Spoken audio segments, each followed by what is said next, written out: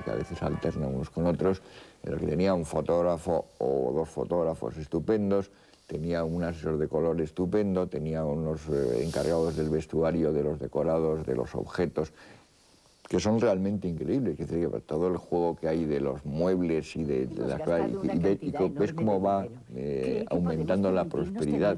Todo ese juego que tienen los directores americanos con los objetos, que además lo encuentran en las películas más antiguas. Yo de repente cuando veo la muñeca negra esta que no quiere la niña negra y que es la que graciosamente le cede Sandra Dee cuando es pequeña, cuando es otra, y que la otra queda horrorizada y que queda tirada ahí por el estilo, en el fondo es el mismo tratamiento con un muñeco que había en The Squawman de DeMille del año 31, que a su vez era un tercer remake de la primera película de DeMille del año 14, en la que siempre ocurría eso mismo. O sea, la capacidad que han tenido el cine americano para inyectarle a cualquier objeto inanimado una especie de carácter metafórico de los idas y venidas y de las relaciones entre los personajes. Yo creo que todo eso hace que la película tenga, dentro de una especie de línea argumental muy convencional, una especie de red tupida que curiosamente además en el guión no está. O sea, la lectura del guión es totalmente decepcionante. Sobre todo además, yo no me acuerdo si es el guión de rodaje. No, es el de la película terminada. Claro, es un guión que es a posteriori, pero el guión de rodaje seguramente no tiene nada más que los diálogos y 4 indicaciones más o menos banales. Y esto es la cosa que ves en qué consiste la puesta en escena, que es todo lo que le ha añadido y lo que además ese argumento, que no tiene ningún valor en sí, ni literario ni de ningún otro tipo, está convertido en algo cinematográfico precisamente por todo ese juego con las distancias, con los encuadres, con las luces, Eduardo, con los decorados.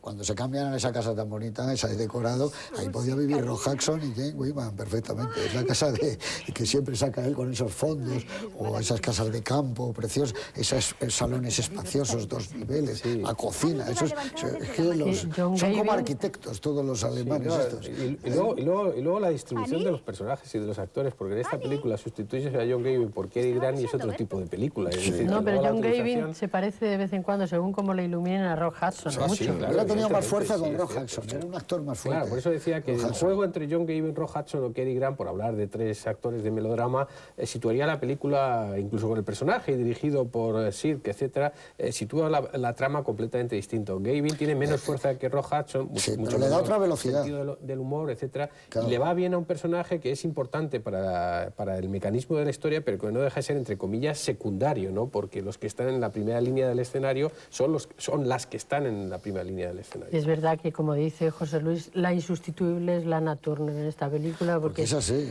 Yo me creo el personaje porque me creo que es así ella, ¿no? Que no está interpretando apenas, no sé si es tan buena como para eso. Pero... No, es que además buscas a otra actriz ella dice aquí en su biografía que se sintió muy cómoda. Pudiera hacerlo y seguramente no hay ninguna que funcione tan bien como Lana Turner, que dice, te coges a Eleanor Parker o alguien por el estilo y no tiene... No es postiza como esta. Tiene algo de postiza. Eso que las joyas son auténticas. Había $1 millón en joyas en la película. Cuando llevaba todos esos... Eso está en los títulos de crédito de quiénes eran las joyas. Va a tener razón Miguel que los títulos de crédito son significativos porque además caían $1 millón. Aquí ella rueda la película después de todo el proceso de haberlo matado. O sea, son meses después.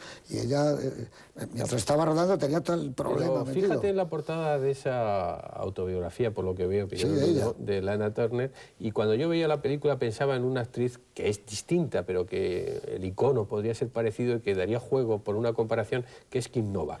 Si le ves el rostro en esto es Kim Novak. Cambia a Kim Novak en esta película, coloca a Lana Turner en Vértigo, por decirlo de alguna forma. Esta es una actriz, desde mi punto de vista, peor, entre comillas, que Kim Novak, mucho menos Kim Novak es más humana, ¿no? Etcétera, pero es ese tipo de mujer un poco artificial, un poco fría, de distancia concretamente, ¿no? Que yo, por ejemplo, si tuviera que sustituir a Kim Novak en Vértigo por Lana Turner, pierde la película, a lo mejor es distinta, pero por la que no la puede sustituir es por ver a Miles, teóricamente, es que la elección de Hitchcock, que inicialmente era otro tipo de película. No sé lo que os parece a vosotros, pero ella en sí misma es un decorado.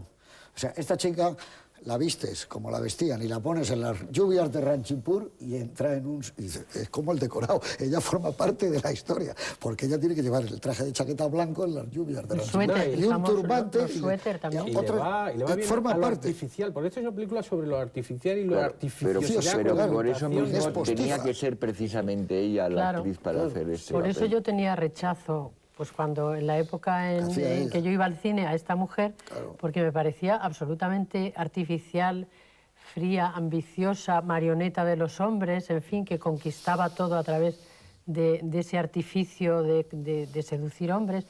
No me gustaba nada el personaje, ni siquiera la actriz, ni siquiera la estética de Lana Turner. ¿no? Ese es tu lado femenino correcto, claro. A los chicos nos producía el lado de los malos, No sé, de los pero malos, está aquí Nova, que es mucho más atractiva, ¿no? Pero en la época suya de color ella siempre llevaba como un repollo en la cabeza. Sí, llevaba cosas muy raras. Pero luego lo ves. En Madame X. Pero yo he visto una foto, buscando estos días documentación de ella, he visto una foto que está espléndida. Era guapísima. La chica del suéter. La chica del suéter, Claro, con la el chica pelo del suéter. largo. Como estaba esta chica en el cartero. Sí, yo Que creo no sé por qué se estropeaba. Yo creo que era muy guapa, pero lo estropeaba Estaba precisamente estropeada. porque lo hacía en exceso, o sea, que lo recargaba. Eso le pasaba a Doris Day, que era guapísima. Doris A mí Day. Doris Day... Pero no cuando la veíamos en las parecía películas más- con los casos. Doris Day en los años 40 era impresionante y cuando bailaba.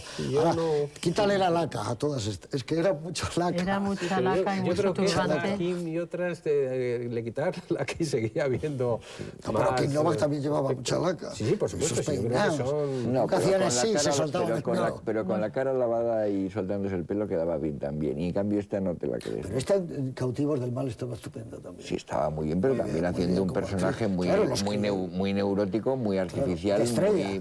muy de estrella y muy de hija de John Barrymore, vamos. Es que siempre está además con unos problemas psíquicos... Personajes torturados. Gravísimos, ¿no? Ella empieza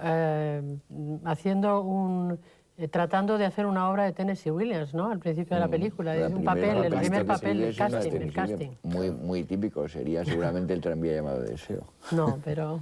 Está bien visto. hermana, ¿no? Está bien visto todo ese mundo del teatro cuando esperan las críticas, Hombre, ¿no? eso Ese es lo bar que- al que eso es van, lo que que lo dice sería. que es pues, casi un remedo de Sardis, ¿no?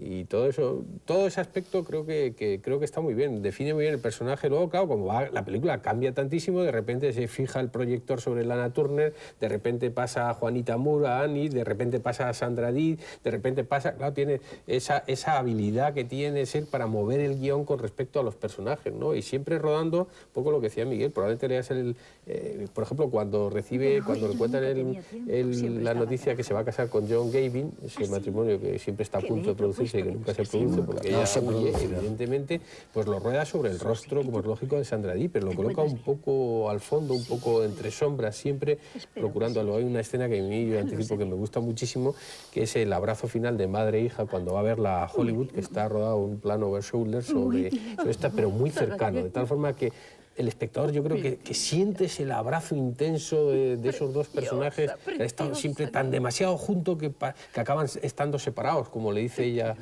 en la cama a punto de morirse. No es que la ha querido demasiado, ¿no? Y lo rueda tan, Ese momento también es de los de lágrima. un plano que es siempre tan convencional, que es un plano sobre el hombro del otro, que parece que simplemente está rodando una cosa tan convencional. A mí eso es lo que me gusta de Douglas Sirk, que rueda lo convencional con una intensidad muy personal. Ningún plano es para él de transición o no tiene ninguna importancia, igual que ningún personaje es secundario, ¿no? Todos tienen lo que habéis dicho del lechero o de cualquier otro de los que aparece. Y luego tiene una bien. parte de la película que a mí me encanta, que es la parte pop.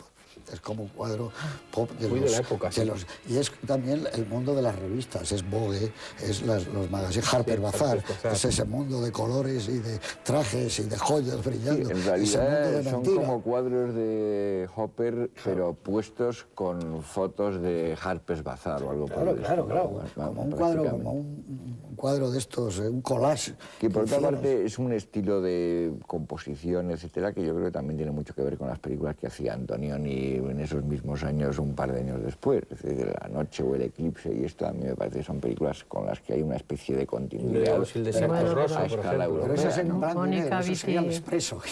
Bueno, menos color. pero eran revistas de da los lo mismo. Yo 40. creo que si tú ves esta película en blanco y negro, la ves como retroceder casi una década por el blanco y negro, pero sigue teniendo el mismo tipo de composición como muy de fotografías de revista, que puedes ver en las películas que hacen. En su libro, habría que suprimir a Mónica Vitti, que es la antítesis de Lana Turner, desde luego, ¿no? En el libro este, que es extraordinario, como ella también. Tiempo de vivir y tiempo de un libro reír, estupendo, yo creo que es el este mejor libro libro que se ha escrito sobre Douglas Sirk. Hombre, él tuvo como base también a Halliday, pero que es maravilloso, porque además es un libro de un cineasta tan personal, que te va contando, mezclando su vida, es también, hay como la imitación a la vida también de lo que quería el Drobe, que empezaba a despuntar como cineasta.